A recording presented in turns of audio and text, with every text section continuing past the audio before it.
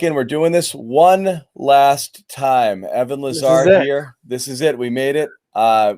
Patriots are about to make a pick very soon. Their final pick of the NFL draft, pick number 242 in the 7th round. We've been with you going live, previewing every single pick, throughout the draft and here on day 3.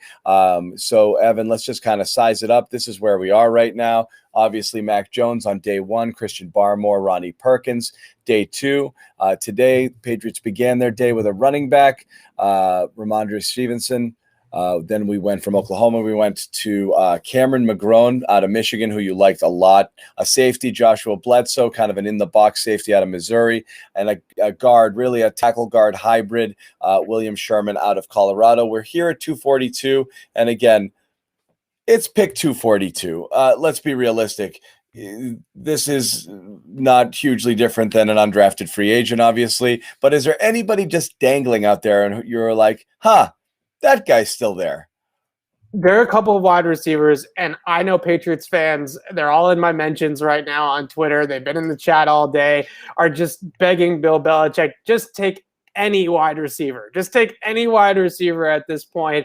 The guy that I want to mention, and I think at this point in the draft, what you always look at is, okay, who do we want to grab so we don't have to compete with them in undrafted free agency, right? Who's the player that we just feel good enough about? Yeah, we probably have a priority free agent grade on him, but let's just get him now so we don't have to go through the whole thing with everybody in undrafted free agency and often end up paying him more as a UDFA than what you do as a 7th round pick. Right. Cade Johnson from South Dakota State is the wide receiver that's remaining on the board that I would like to see the Patriots go and get. He is somebody that is extremely shifty at the top of the route, runs a mean whip route. We know the whip route from Julian Edelman, Wes Welker, Danny Amendola, right? The little underneath routes, things of those natures. A really good Senior Bowl. I think he can be a player for the Patriots in the slot. Said Surratt from Wake Forest is more of an outside contested catch guy. Jonathan Adams as well, similar from Arkansas State, can go above the rim and catch the football. Those are two guys that if you want outside receivers, maybe they go that direction. The inside guy, the shifty Edelman replacement type, is certainly Cade Johnson. Yeah, and they are on the clock right now, so we'll see. We'll have this answer shortly. I'll tell you right now, it's been we're not going to say Evan's pitching a perfect. I don't want to jinx it, but the Patriots have not done the thing they do almost every year, which is stump Evan by picking somebody he's never heard of. So we are deep into this right now, and Evan has had something to say about every single player, so we'll see if that streak remains intact. So it's Trey Nixon from UCF, and this is a player that I just can't imagine is high on very many people's boards, to be quite honest with you. Someone that, if you look at ESPN's best available, for instance, they don't even have him listed. So that's the point of the draft that we are in right now in terms of being 242. We're taking flyers, but the Patriots have taken a wide receiver. So everybody that's talking about it, it's not Cade Johnson. It's not the wide receiver you wanted per usual. So what I would say about Trey Nixon that people are going to like is the guy can fly. He's got fast, speed. 4.40. Yeah. Yes. So the NFL.com comparison for Trey Nixon is Robbie Anderson. So this is a guy that can get up the field. Yep. So everybody that's been clamoring for that speed, clamoring for a wide receiver that can run, Trey Nixon can run. He's not. I'm not going to sit here and tell you that he's going to be Tyreek Hill, but he certainly can get up the field. He has the running ability to separate on a vertical route, and I do think that he has some shiftiness at the top of the route. I don't know if he's necessarily going to. Where is his peak? Wide receiver 3. Something like that, a guy that maybe can sneak into the back end of a rotation. But I'm not going to get too excited about it. But they did draft a wide receiver with some speed.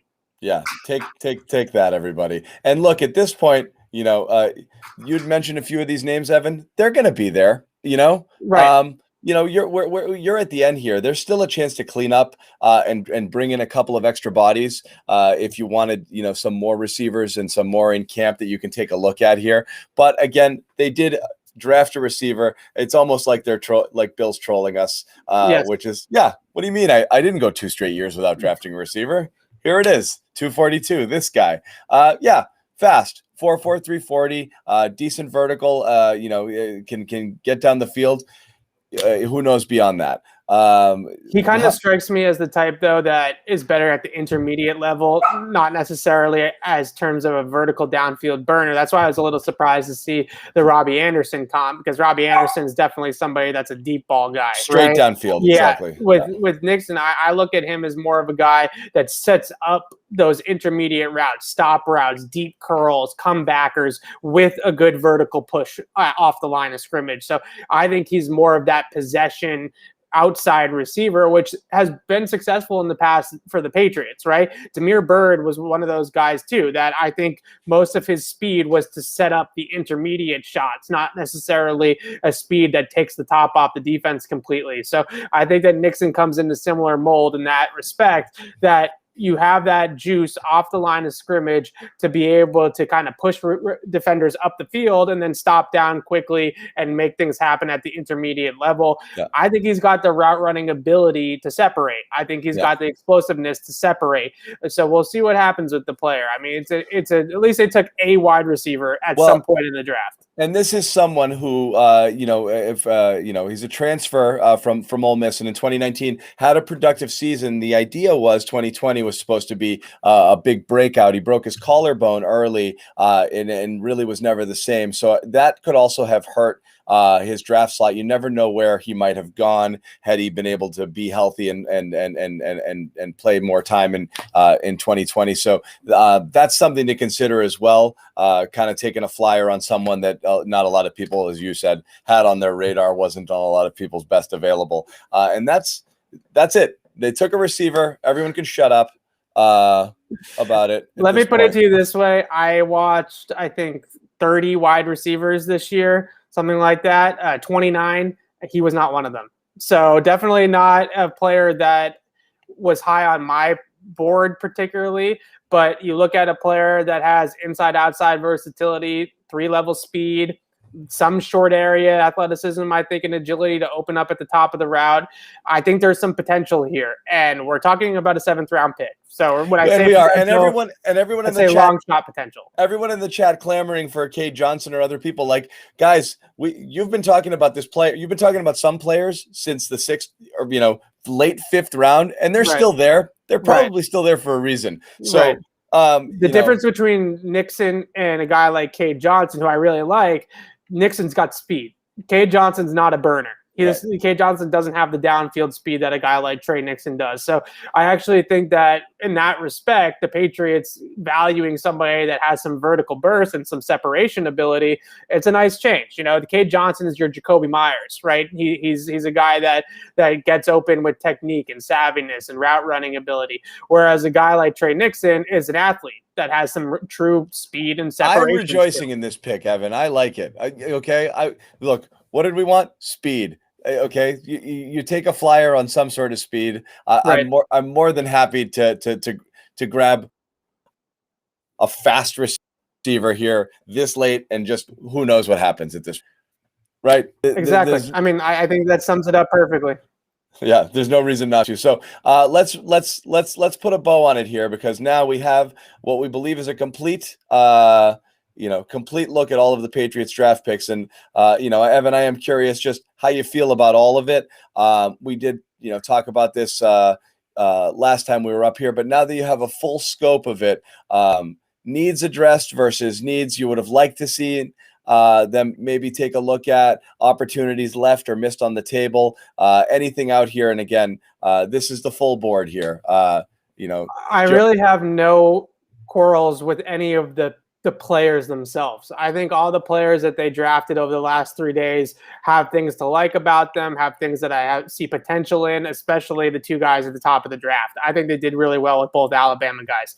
Now, the concern that I have looking at the board is where's the corner and where's the true tackle, right? I think Will Sherman in the 6th round as a guard tackle kind of swing type of guy, we're really not sinking our teeth into that one too much, right? We're really not counting on that one. I know Michael Onwenu came out of the 6th round, but the likelihood that you hit on another Michael Onwenu, it's a pretty big long shot. So my one concern, I would say, or my one sort of knock on this draft is that they didn't hit on that outside corner. I think Bledsoe can sort of be that nickel slot guy at times, but who's the outside corner in this draft? Because that's something that I feel like in 2022 is going to be a concern. I think it's, I mean, you mentioned it, we've done so much talking over the last couple of days, but you did mention Jawan Williams as a possibility to be kicked back outside. I think he might be that guy. That's the most likely fit based off of just looking at the roster right now. It's the only thing that really makes sense. Yeah, I also wonder at this point, because I had heard that Jason McCourty was sort of waiting till after the draft to see how things shook out. And maybe he's still sitting there. Yeah, maybe now they didn't get an outside corner in the draft, and maybe they pick up the phone and get something done with Jason McCourty. Yeah. Right, and that's it. And now, other things to discuss. You're going to have your undrafted free agents, of course. So you're bringing some people. There may also, post draft, you're going to see some other teams possibly dropping some guys too, and there could be some other people available that could be interesting to the Patriots. But if this is the roster as you see it, again, we're through the draft and you're through free agency. Again.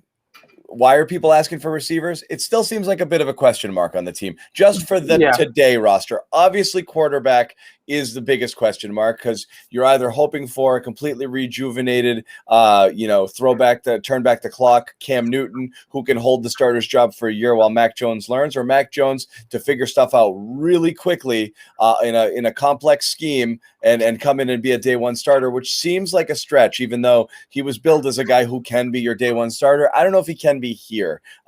So outside of quarterback, what are you seeing as the biggest needs when they take the field for week one? Look, honestly, I think they have a pretty good roster right now in terms of you're going to look at the starting 11 on both sides of the football. I don't see a ton of holes there in terms of this is a glaring need moving forward. Most of the needs that I look at for the team are what I addressed just now in the spots that they didn't hit in this draft. What are they going to do at corner, and what are they going to do at starting tackle in 2022 and beyond? Those guys are not under contract currently. Stephon Gilmore, J.C. Jackson, Isaiah Wynn, Trent Brown. So how are they going to replace those guys in 2022 and beyond? I think it remains a question mark for this team. We're always going to look at, let's get that stud wide receiver. Let's get that Julio Jones. Let's get that big time pass catcher on the outside. They still haven't technically addressed that, but I think we've talked about a lot about how the offense is going to run through the tight ends, how the offense is going to be a little bit different than maybe your traditional X receiver being your number one target, your number one weapon in the offense. So that's, I think, what we need to keep on, kind of hammering home, is that your number one wide receivers are Hunter Henry and Jonnu Smith. The tight ends. It's not Nelson Aguilar. Nelson Aguilar is really your number 3 option in this offense in terms of pass catchers. Would it be nice not being paid like it, but yes. Would it be nice to have a stud pass wide receiver at the top that we can say is ours? Yes, certainly. It would be nice, and maybe that is still a spot that they look at down the road in a trade at some point, right? I think that they maybe in a veteran type of trade. I'm not saying it's going to be Julio Jones, but maybe it'll be somebody a little bit in between Julio Jones and Nelson Aguilar. Someone a little bit in between those two guys. So I think it's gonna. I still think they got enough on offense. I'm going to say it right now because I want to get this in before we really get going here with the season. I wouldn't be surprised if Mac Jones is a starting quarterback sooner rather than later for the Patriots. It just feels to me like the fit in terms of his style of play and what they want out of the quarterback position is too good to keep him off the field. And he's not the type of player that needs a whole lot of development, right? He's not going to physically get a ton better. He's not going to mentally get a ton better, except for the regular development of any NFL player, right? So smart decision making, accuracy, pocket movement, all that sort of stuff that you look for the Patriots at the quarterback position. Mac Jones checks all of those boxes. So at some point, I think this is going to be Mac Jones's team in 2021. Yeah, I mean, I think most people are hoping that's the case because we saw a full year of Cam Newton, and it really wasn't pretty. You don't know what Cam comes back like, but I think in an ideal world, Mac Jones is able to do that. It's just comes down to the timing, right? Like when you watch Cam Newton play, it's nothing against Cam. He's still got physical tools to him, right? He's still got an arm. He's still got good legs and a good running ability and all this kind of stuff, right? But when you watch Cam, it's never hit the top of the drop, make a decision, move on to the next read, get the ball out, right? It's always a little bit more slower than that. The processing is a little bit slower than that. And unless he takes a giant leap in that regard coming into this year in terms of his feel of the offense and his sort of his fit generally in the offense, then I think this is going to be Mac Jones's team, because Mac Jones is that 1-2-3, get it through the progression, move around in the pocket just a little bit to get out of the way of the pressure and make the throw, and throw accurately to all three levels and put the ball in good spots for your receivers. That's what makes Mac Jones appealing. That's why they drafted him 15th overall. And that sounds a whole lot more like Tom Brady or Jimmy Garoppolo or some of the other quarterbacks that people love here in New England than somebody like Cam Newton. So I just feel like, look, no rookie quarterback in my mind should start week one right away unless you're like Trevor Lawrence or Andrew Luck or something like that, where it just makes too much sense. So maybe they wait until the bye week, or maybe they wait till Halloween time or something like that to really throw Mac into the fire. But sooner rather than later, I think that Mac Jones will be the QB. Yeah, and I think that that's a reasonable expectation. It is interesting that Mac Jones does come in to New England, and he probably has worse weapons than he had last year at Alabama, which is crazy. But we'll see how that goes. And as we mentioned, the tight ends are going to play in heavily here. You didn't quite get that field stretching outside receiver really anywhere that you were hoping to. So this is what they have. Now, you mentioned not a lot of holes, Evan. The question is, are there enough playmakers on both sides of the ball? It's a roster that has filled needs, but is it still a middle of the pack NFL roster? I don't feel like it is. I mean, you have some top end talent still. And I feel like when you have this offensive line that you have the two tight ends there, and you have this ability to run the ball and then work play action off of it and attack the middle of the field with a quick passer like Mac Jones. I think that you can have some elements of this offense that are going to be quality. The other thing I look at is down on the defensive side of the ball. I'm assuming that this draft, we got through the entire draft and they didn't trade Stephon Gilmore or J.C. Jackson. So the secondary is still going to be a big-time strength. You get Dante Hightower back. You draft Christian Barmore. I think he could come in and be a really good pass rusher for you right away. I like their roster. I think they have a complete roster. I didn't even mention some of their other free agent sightings like Matt Judon and Kyle Van Noy, who I think are going to come in and play really well for them as well. So I'm optimistic about the team overall coming out of this draft. I think they got some really good players in this draft, with top, especially with those two guys from Alabama. And now let's see how it all comes together. Now it's on the coaching staff and it's on Bill Belichick and Josh McDaniels mainly to bring all these pieces together and put the puzzle together and get the best out of everybody. But the team right now, as things stand on May 1st, the day 3 of the NFL draft, you look at the roster and you just put the rosters side by side of where we stood at this time last year versus the time now. I mean, the roster is night and day improved from what it was at this time a year ago. Yeah, and I still think there's an outside chance that Jimmy Garoppolo is the day one starter with Mac Jones backing him up once he gets cut. Of course you do. Once he gets cut by San Francisco. But anyway, my God, it's like myself. This defense got a chance to be really good. This defense could be good. Yeah, I know the offense is. Everybody's talking offense, weapons, all this kind of stuff. Look at the defense. The defense on paper is a bunch of veteran guys and a bunch of really good football players. I think that defense has a chance to be really, really good. And if Christian Barmore can bring some pass rush to the defensive line, watch out. I think this could be a top 5 defense in 2021. There it is. You heard it here. So we've made it all the way through. So thank you guys for hanging out throughout. We were talking, do we jump back on for 7? Yeah, we're jumping back on for the 7th rounder, and that's what we did. We couldn't tap out at the last pick. No, couldn't do it. We came this far. So it was fun 3 days. Thank you for everybody who joined us all along. Again, just to remind everyone, for individual draft profiles, all of the Patriots interviews, Bill Belichick's press conferences, and then any and all news and other things coming out of Foxborough, over the next few days. And of course, through the off season into the regular season, all this exclusive content can be found here at our YouTube channel, Patriots Press Pass. Of course, Evan's going to be down in Foxborough a lot more than last year as things start to kind of normalize. He was already down there. Got to say hi to Mac Jones. What's up, Mac? From 6 feet away, guys. Don't worry. All right, we're not going to give the quarterback COVID. We got it under control. Very distanced, very cool. Even though, you got to think that Robert Kraft and Jonathan Kraft sent him upstairs to the vaccination site right after he did the little promo with the media. Yeah, right. No, the Krafts. This is their little binky here. I think they're very, very, very happy to have a quarterback. And they were beaming. But again, be down in Foxborough again, hopefully mini camp in June, which is great. Chance to see the team. Wait for that. A full training camp and a full year to kind of really get, get a look at all of these guys and see what kind of team these guys have. There should be some fun camp competitions, but again, long way to go. Still more time in the off season. There still could be things happen. It is interesting. We didn't talk about it here. Patriots held on to both J.C. Jackson and Stephon Gilmore returning for next year. Would not be stunned if you have some sort of Gilmore extension coming down the pike at some point, but we'll see what happens with that. But as we said, all of that stuff and all of our draft profiles, every single player, Patriots Press Pass on YouTube. Thanks for hanging out. We're going to wrap it up here for Evan Lazar. I'm John.